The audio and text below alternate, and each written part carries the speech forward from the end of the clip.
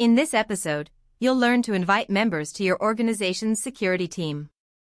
Open the Team tab in the navigation sidebar. You'll see the list of current members with their roles and permissions. Click the Invite Member button on the right. Enter the email of the person to invite, then choose a role, admin, analyst, or viewer. Each role has different permissions.